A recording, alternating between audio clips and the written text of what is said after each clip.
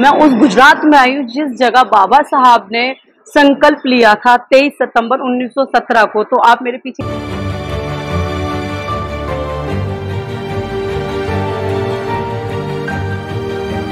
ये गुजरात की तस्वीरें देख सकते हैं जिस जगह मैं रुकी हुई हूँ। और अब मैं यहाँ से जो बड़ौदा में जो बाबा साहब का संकल्प भूमि है, जो पार्क बना हुआ है संकल्प भूमि, उस पार्क में जाऊंगी। तमाम जो लोग हैं दिल्ली से चल करके आज बाबा साहब के संकल्प दिवस पर आ रहे हैं। और संकल्प दिवस है वो कोई साधारण सा संकल्प दिवस नहीं है। यहाँ पर बाबा साहब ने एक जो संकल्प लिया था कि मतलब जाति भेदभाव को लेकर के, यानी कि बाबा साहब एक शिक्षित थे, पढ़े लिखे व्यक्ति थे, तब भी उनका पीछा वो जाति व्यवस्था नहीं छोड़ रही थी, मनुवादी जो व्यवस्था थी वो नहीं छोड़ रही थी। तो जिसके लिए बाबा साहब ने संकल्प लिया था कि जो मेरे तमाम जो लोग पीछे रह गए हैं, जो पढ़े लिखे नहीं है, उनके साथ क्या होगा। जिसके लिए बाबा साहब ने जो जाति भेदभाव मिटाने के लिए यहीं से 23 सितंबर को एक संकल्प लिया था 1917 में। और ये वही मतलब उन 23 सितंबर 1917 है जिस दिन बाबा साहब उस वक्त यहाँ पर कहीं नौकरी करने के लिए आए थे। और नौकरी भी उन्हें नहीं करने दी गई थी। जिस तरीके से, यानी कि कहीं फाइलें फेंक के देना, पानी मतलब इस तरीके से देना। जब बाबा साहब ऑफिस आते थे तो कारपेट को उठा देना और फिर उन्हें बाद में बोलना नीच है, अछूत है, छोटी जाति का है। इस तरीके से बाबा साहब के साथ जातिवादी मानसिकता को दिखाना, तो ये कहीं न कहीं आज भी हमारे तमाम उन लोगों के साथ हो रही है। क्या कहीं शोषण, इस तरीके का जातिवाद शोषण जो हो रहा है। और जो लोग हैं कि इस जातिवादी व्यवस्था से आगे निकल कर आ गए हैं, तो उनको तो मतलब उन्होंने झेला, जो लोग मनुवादी व्यवस्था में आज भी लगे हुए हैं, वो आज भी जातिवादी व्यवस्था को झेल रहे हैं। लेकिन मैं एक बात बताना चाहूँगी कि आज से 2-3 साल पहले तक मैं भी जातिवादी व्यवस्था की कहीं न कहीं शिकार थी। लेकिन मैं इस जातिवादी व्यवस्था को छोड़ कर के खुद बौद्ध धर्म में आई। लेकिन ये कहें कि मेरे को जातिवादी व्यवस्था के बारे में इतना मतलब वो नहीं था कि यार ये इसमें ऐसा होता है। लेकिन मैंने जब मैं मैच्योर हुई, जब मुझे पता लगा अपने समाज के बारे में, बाबा साहब ने हमारे लिए क्या-क्या, तो कहीं न कहीं मुझे एक बाबा साहब के प्रति लगा यार नहीं, बाबा साहब ने हमारे लिए इतना किया, तो हम बाबा साहब के लिए क्या 1% कुछ नहीं कर सकते। लेकिन मैंने वो जातिवादी व्यवस्था को छोड़ा और मैं मनुवादी व्यवस्था को छोड़ करके बौद्ध धर्म के अंदर आई। बौद्ध धर्म में मैंने देखा मानव मानव एक समान के जो नारे लगाए जाते हैं, पे मानव मानव एक समान है। जिस बाबा साहब ने एक शेड्यूल कास्ट बनाया था, शेड्यूल ट्राइब बनाया था, लेकिन आज जो शेड्यूल कास्ट बनाने के बावजूद भी तमाम वो लोग बना करके बैठे हैं कि हम शेड्यूल कास्ट में भी कोई चमार है, कोई जाटव है, कोई वाल्मीकि है, कोई खट्टिक है। बाबा साहब ने सिर्फ यहाँ से एक संकल्प लिया था कि सबको एक करना है, एकजुट करना है, एक बराबर करना है। जो मतलब हमारे लोगों को बाँटे, उस जाति को हमें छोड़ना है। लेकिन तमाम वो लोग आज भी वो जातिवादी व्यवस्था को नहीं छोड़ पा रहे हैं। क्योंकि अभी हम देखें कि हम लोग आज भी ये सोचते हैं कि बाबा साहब ने हमारे लिए ये किया, वो किया, लेकिन हम ऊपर के मन से बोलते हैं, लेकिन मानते हम आज भी दूसरी व्यवस्था को है, जो मनुवादी व्यवस्था है हम उसी को मानते हैं। लेकिन तमाम जो लोग आज जो यहाँ आएँगे, मुझे नहीं आइडिया, लेकिन मैं दिल्ली से अक्सर आप लोगों को ये वीडियो दिखाती रहती हूँ। और मैं तमाम उन लोगों से भी बात कराती हूँ जो अपने आप को अक्सर बोलते हैं हम बुद्धिस्ट हैं, हम बुद्ध को मानते हैं, हम बाबा साहब के अनुयायी हैं, बाबा साहब को फ़ॉलो करते हैं। लेकिन वो ऐसा कैसा फ़ॉलो करते हैं बाबा साहब को कि अक्सर वो बाबा साहब के नारे देते हैं, अक्सर वो बाबा साहब के कार्यक्रमों में आते हैं, अक्सर वो बाबा साहब की बातें करते हैं, बुद्ध की बातें करते हैं, बौद्ध धर्म के विचारों की बात करते हैं। लेकिन कहीं न कहीं उनके घर में राम, सीता, लक्ष्मण की पूजा होती है। ऐसा कब तक चलेगा? मतलब जिस व्यवस्था में रह कर के आपके बाबा साहब को न्याय नहीं मिला, अक्सर उन्हें घृणा ही मिली, छोटी जाति का बोला गया।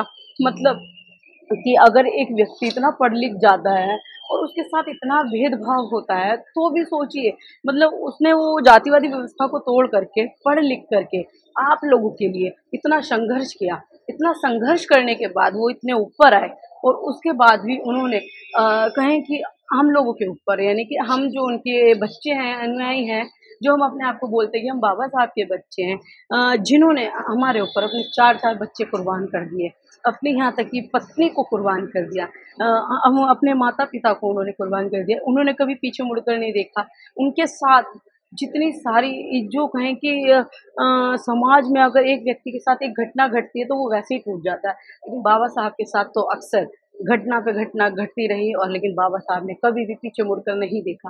वो अक्सर अपने समाज के बारे में सोचते रहे। अक्सर उन्होंने कहा कि एक राज रतन वहाँ ख़त्म हुआ है, लेकिन मेरे हज़ारों राज रत्न इस देश में जो हैं वो ख़त्म हो जाएँगे। लेकिन उन्होंने अक्सर अपना राज रत्न हमेशा औरों में जो हमारे समाज के लोग हैं उनमें ढूँढा।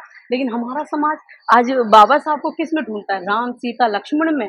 क्या कहते हैं अभी हमारे अक्सर समाज के जो लोग हैं, मैं उनकी बात करूँ, मतलब जो मनुवादी व्यवस्था के अकॉर्डिंग अगर हम देखें कि मनुवादी जो लोग होते हैं, जो बात करते हैं हम राम को लाए हैं, हम सीता को लाए हैं, हम लक्ष्मण को लाए हैं, उन्हीं की मैं व्यवस्था के बारे में बताती हूँ। देखिए, अभी अप्रैल था, अप्रैल में नवरात्रे शुरू हुए। नवरात्रों की अगर हम बात करें, उस नवरात्रों के अंदर जब वो खत्म नहीं होता, उसी के बाद सावन आ जाते हैं। सावन आने के बाद फिर गणपति विसर्जन आ जाता है, फिर नवरात्र आ जाते हैं। यानी कि सालों साल जो पार्वती, भोले जी, क्या कहते हैं, गणपति जी, अक्सर ये तमाम लोग आते रहते हैं। कभी आप लोगों ने ये देखा कि बाबा साहब अक्सर आया करते थे? बाबा साहब किस तरीके से चला करते थे, मतलब किस तरीके से वो दुनिया में रहते थे, किस तरीके से उन्होंने ये जातिवादी मानसिकता को झेला होगा। लेकिन तमाम हम लोग वो चीज़ें नहीं सोचते, हम सिर्फ सोचते क्या है, जय भीम, जय भीम।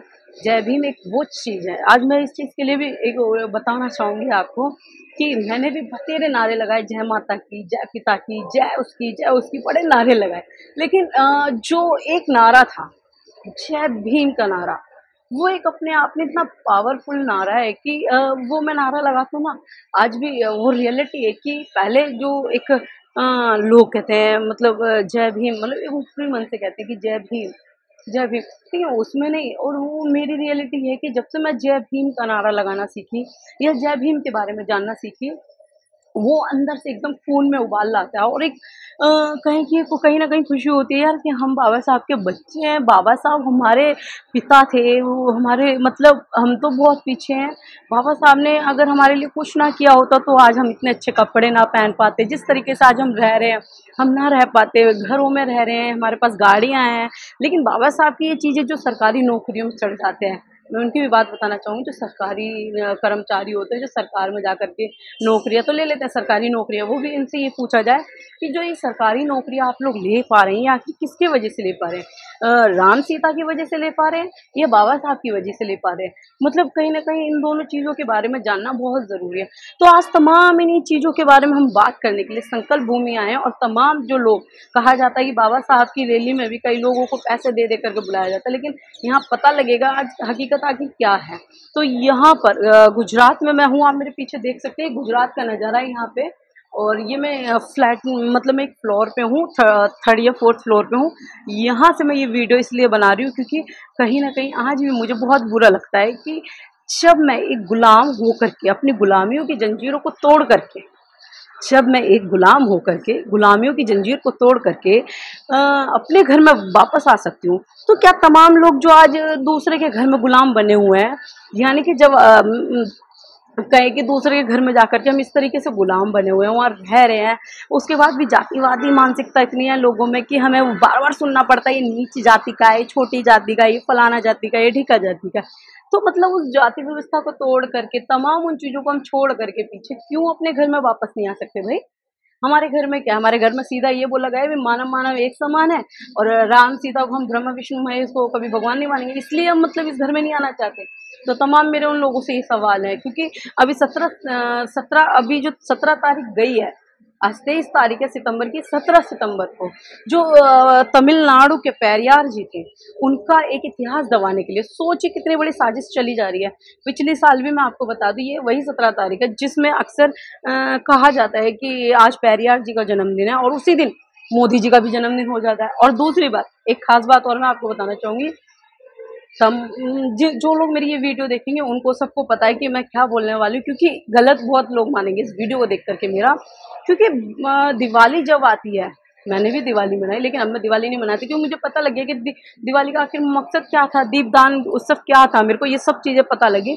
तो जो तमाम लोग दिवाली मनाते हैं, मेरा उन्हीं से सवाल है कि जो अभी 17 सितंबर को विश्वकर्मा डे मनाया गया, ध्यान से सुनने वाली बात है, जो 17 सितंबर को भी विश्वकर्मा डे मनाया गया, और दिवाली जिस दिन होती है, एक छोटी दिवाली एक बड़ी दिवाली जो बोला जाता है, फिर उसके बाद आता है विश्वकर्मा डे। यानी कि 2 विश्वकर्मा डे हो गए। एक तो दिवाली के अगले दिन होता है विश्वकर्मा डे, जिसे गोवर्धन के नाम से भी जानते हैं, जिसे विश्वकर्मा डे भी बोला जाता है, और उसके बाद भैया दूज भी आता है। लेकिन ये 17 सितंबर को ऐसा कौन सा विश्वकर्मा डे था कि जिस दिन हमारे पेरियार जी का जन्म हुआ था, और उसी दिन विश्वकर्मा डे भी बन गया। तो ये कहीं ना कहीं हमारे जो बहुजन, जो दलित हैं, हमारे SC ST OBC, जो तमाम हमारे माइनॉरिटी के लोग हैं, उनका कहीं ना कहीं इतिहास दबाया जा रहा है। तो ये कहीं ना कहीं आप लोगों को जानने वाली बात है और जागरूक होने वाली बात है कि आपको जागरूक होना पड़ेगा, अपने महापुरुषों की विचारधाराओं पर चलना पड़ेगा, अपने महापुरुषों की विचारधाराओं को आगे बढ़ाना पड़ेगा, जो कि पीछे छोड़ आए तमाम लोग। जब मैं अपने गुलामों की जंजीरों को खुद तोड़ करके धम्म के अंदर आई ना, मुझे बड़ा अच्छा लगा। और आज जो मैंने बहुत सारे लोगों के साथ रह करके, मनुवादियों में जो कर्म कांड होते हैं, यानी कि कभी मतलब ये सावन के व्रत रखना, नवरात्रों के व्रत रखना, ये सारी तमाम चीज़ें मैंने करी। लेकिन आज मैंने उन सब चीज़ों को लात मार करके बौद्ध धर्म में वापसी ली, अपने घर में मैं वापस आई, और इस घर में मुझे वापस आ करके बहुत मान सम्मान मिला। तो तमाम मेरी उन लोगों से अपील है कि जो लोग ये मेरी वीडियो देख रहे होंगे, बस उनसे मैं ये अनुरोध करना चाहती हूँ कि अपने घर में वापस आए, दूसरे को बाप ना कहें, अपने बाप को बाप कहें, क्योंकि वो ज़्यादा मज़ा आता है जब हमारे बाप को बाप कहेंगे, हमारा बाप है ये, हमारा पिता है ये, और हम दूसरे के बाप को बाप कह रहे हैं, उसके बाद भी हम पिट रहे हैं। आए दिन तमाम हमारे दलितों की, बहन बेटियों की इज्जत लुट रही है, और उसके बाद भी हम जय राम, जय श्री राम के नारे लगा रहे हैं। ये कैसे नारे हैं यार? जिस घर में आपकी बेटियां सुरक्षित नहीं है, बच्चियां सुरक्षित नहीं है, आपकी बीवियां सुरक्षित नहीं है, आपके मतलब तमाम जो लोग हैं वो सुरक्षित नहीं है, तब भी आप उस घर में रहना पसंद करते हैं। मेरी इस वीडियो के बारे में आपकी क्या प्रतिक्रिया है, मुझे कमेंट बॉक्स में ज़रूर बताएं। और मैं यही चाहूँगी मेरे अम्बेडकरवादी लोगों से, जो नकली हैं, प्लीज़ नकली बनने का ड्रामा ना करें, असलियत में अम्बेडकर को अपनाएं, बौद्ध धर्म की बात करें, और ये पीछे से जातिवादी मानसिकता ना दिखाएं कि आप बाबा साहब की बात करें। मैं तमाम अपने उन अन्य लोगों को भी कहूँगी जो जय भीम के नारों से चिढ़ते हैं, और ये कहीं ना कहीं मेरी बातें बुरी लग जाएगी, क्योंकि अभी जो आरक्षण को लेकर के सबसे ज़्यादा एक तरफ का जो हिस्सा जो बार बार कहता हुआ नज़र आ रहा है, मैं खुलकर बोलना चाहूँगी इस पर। तो मतलब कहीं न कहीं वो उनकी जातिवादी मानसिकता दिख रही है। वो बाबा साहब से इतना चिढ़ते हैं कि वो मतलब दिखा रहे हैं कि बार-बार बोलते हैं बाबा साहब ने हमें ये दिया, वो दिया, लेकिन पीठ पीछे बाबा साहब को उल्टा-सीधा बोल रहे हैं। तो मैं उनसे ये कहना चाहूँगी, जो आरक्षण की वो बात आज कर पा रहे हैं ना, सिर्फ़ और सिर्फ़ बाबा साहब की वजह से कर पा रहे हैं। इसलिए बहुत ज़रूरी है कि सच को जानो, सच को मानो, फिर आओ आगे।